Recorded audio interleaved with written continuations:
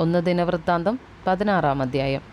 ഇങ്ങനെ അവർ ദൈവത്തിൻ്റെ പെട്ടകം കൊണ്ടുവന്നു ദാവീദ് അതിനായിട്ടടിച്ചിരുന്ന കൂടാരത്തിനകത്ത് വെച്ചു. പിന്നെ അവർ ദൈവത്തിൻ്റെ സന്നിധിയിൽ ഹോമയാഗങ്ങളും സമാധാനയാഗങ്ങളും കഴിച്ചു. ദാവീദ് ഹോമയാഗവും സമാധാനയാഗങ്ങളും കഴിച്ചു തീർന്ന ശേഷം ജനത്തെ യഹോവയുടെ നാമത്തിൽ അനുഗ്രഹിച്ചു. അവൻ ഇസ്രായേലിൽ ഓരോ പുരുഷനും സ്ത്രീക്കും ആളൊന്നിന് ഒരപ്പവും 1 കണ്ടം ഇറച്ചിയും 1 മുന്തിരിങ്ങ കട്ട വീതവും വിഭാഗിച്ചു കൊടുത്തു. അവൻ യഹോവയുടെ പെട്ടകത്തിന് മുമ്പിൽ ഇസ്രായേലിൻ്റെ ദൈവമായ യഹോവയ്ക്ക് കീർത്തനവും വന്ദനവും സ്തോത്രവും ചെയ്യുവാൻ ലേവ്യരിൽ നിന്ന് ശുശ്രൂഷകന്മാരെ നിയമിച്ചു. ആസാഫ് തലവൻ, രണ്ടാമൻ സെക്കരിയാവ്, പിന്നെ യെയിയേൽ, ഷെമീരാമോത്ത്, യെഹിയേൽ, മതിത്യാവ്, ഏലിയാബ്, ബെനയാവ്, ഓബേദേദോം, യെയിയേൽ എന്നിവർ വീണയും കിന്നരവും വായിച്ചു. ആസാഫ് കൈത്താളം കൊട്ടി. പുരോഹിതന്മാരായ ബെനയാവും യഹസിയേലും ദൈവത്തിൻ്റെ നിയമപെട്ടകത്തിന് മുമ്പിൽ നിരന്തരം കാഹളമൂതി. അന്ന് ആ ദിവസം തന്നെ ദാവീദ് ആസാഫും അവൻ്റെ സഹോദരന്മാരും മുഖാന്തരം യഹോവയ്ക്ക് സ്തോത്രം ചെയ്യേണ്ടതിന് ആദ്യം നിയമിച്ചതെന്തെന്നാൽ, യഹോവയ്ക്ക് സ്തോത്രം ചെയ്ത് അവൻ്റെ നാമത്തെ ആരാധിപ്പീൻ, ജാതികളുടെ ഇടയിൽ അവൻ്റെ പ്രവൃത്തികളെ അറിയിപ്പീൻ, അവന് പാടി കീർത്തനം ചെയ്യുവീൻ, അവൻ്റെ അത്ഭുതങ്ങളൊക്കെയും വർണ്ണിപ്പീൻ, അവൻ്റെ വിശുദ്ധ നാമത്തിൽ പുകഴ്വീൻ. യഹോവയെ അന്വേഷിക്കുന്നവരുടെ ഹൃദയം സന്തോഷിക്കട്ടെ. യഹോവയെയും അവൻ്റെ ശക്തിയെയും തേടുവീൻ, അവൻ്റെ മുഖം നിരന്തരം അന്വേഷിപ്പീൻ. അവൻ്റെ ദാസനായ ഇസ്രായേലിൻ്റെ സന്താനമേ, അവൻ്റെ വൃതന്മാരായ യാക്കോബ് പുത്രന്മാരെ, അവൻ ചെയ്ത അത്ഭുതങ്ങളും അരുളി ചെയ്ത അടയാളങ്ങളും വിധികളും ഓർത്തുകൊള്ളുവീൻ. അവനല്ലോ നമ്മുടെ ദൈവമായ യഹോവ. അവൻ്റെ ന്യായവിധികൾ സർവ്വഭൂമിയിലുമുണ്ട്. അവൻ്റെ വചനം 1000 തലമുറയോളവും അവൻ്റെ നിയമം എന്നേക്കും ഓർത്തുകൊള്ളുവീൻ. അബ്രഹാമോട് അവൻ ചെയ്ത നിയമവും ഇസഹാക്കിനോട് ചെയ്ത സത്യവും തന്നെ. അതിനെ അവൻ യാക്കോബിനൊരു പ്രമാണമായും ഇസ്രായേലിനൊരു ശാശ്വത നിയമമായും ഉറപ്പിച്ചു. ഞാൻ നിനക്ക് അവകാശമായി കനാൻ ദേശത്തെ തരും എന്ന് കൽപ്പിച്ചു. നിങ്ങൾ എണ്ണം കുറഞ്ഞു ചുരുക്കം പേരും അവിടെ പരദേശികളും ആയിരിക്കുമ്പോഴും അവർ ഒരു ജാതിയെ വിട്ട് മറ്റൊരു ജാതിയിലേക്കും ഒരു രാജ്യം വിട്ട് മറ്റൊരു വംശത്തിലേക്ക് പോകുമ്പോഴും ആരും അവരെ പീഡിപ്പിപ്പാൻ അവൻ സമ്മതിച്ചില്ല.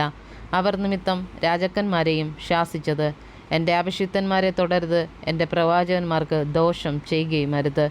സർവ്വഭൂവാസികളെ യഹോവയ്ക്ക് പാടുവീൻ, നാൾക്കുനാൾ അവൻ്റെ രക്ഷയെ പ്രസ്താവിപ്പീൻ. ജാതികളുടെ നടുവിൽ അവൻ്റെ മഹത്വവും സർവ്വവംശങ്ങളുടെ മധ്യേ അവൻ്റെ അത്ഭുതങ്ങളും കഥിപ്പീൻ. യഹോവ വലിയവനും അത്യന്തം സ്തുത്യനും സർവ്വദേവന്മാരിലും അതിഭയങ്കരനുമല്ലോ. ജാതികളുടെ സകല ദേവന്മാരും വിഗ്രഹങ്ങളത്രേ. യഹോവയോ ആകാശത്തെ ചമച്ചവൻ. യശസ്സും തേജസ്സും അവൻ്റെ സന്നിധിയിലും ബലവും ആനന്ദവും അവൻ്റെ വാസസ്ഥലത്തിലുമുണ്ട്. ജാതികളുടെ കുലങ്ങളെ യഹോവയ്ക്ക് കൊടുപ്പീൻ. യഹോവയ്ക്ക് അവൻ്റെ നാമത്തിൻ്റെ മഹത്വം കൊടുപ്പീൻ. കാഴ്ചയുമായി അവൻ്റെ സന്നിധിയിൽ ചെല്ലുവീൻ. വിശുദ്ധ ഭൂഷണം ധരിച്ചുകൊണ്ട് യഹോവയെ നമസ്കരിപ്പീൻ. സർവ്വഭൂമിയെ അവൻ്റെ സന്നിധിയിൽ നടുങ്ങുക. ഭൂതലം കുലുങ്ങാതെ വണ്ണം സ്ഥാപിതമാകുന്നു. സ്വർഗം ആനന്ദിക്കട്ടെ, ഭൂമി ഉല്ലസിക്കട്ടെ. യഹോവ വാഴുന്നെന്ന് ജാതികളുടെ മധ്യേ ഘോഷിക്കട്ടെ.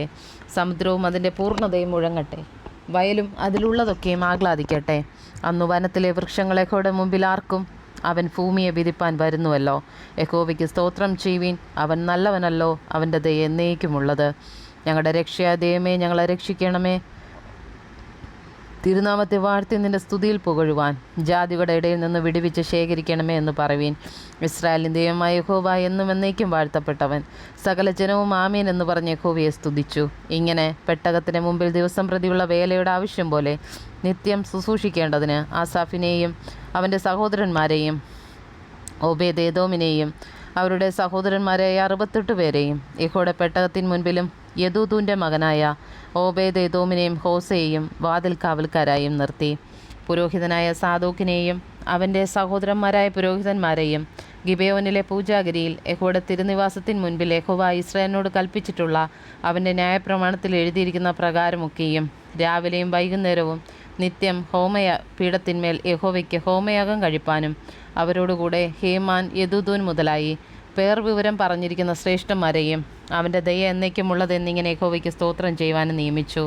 അവരോടുകൂടെ ഹേമാനെയും യദൂഥൂനെയും കാഹളം, കൈത്താളം എന്നിങ്ങനെ ദിവ്യ സംഗീതത്തിനായുള്ള വാദ്യങ്ങളെ ധ്വനിപ്പിക്കേണ്ടതിന് നിയമിച്ചു.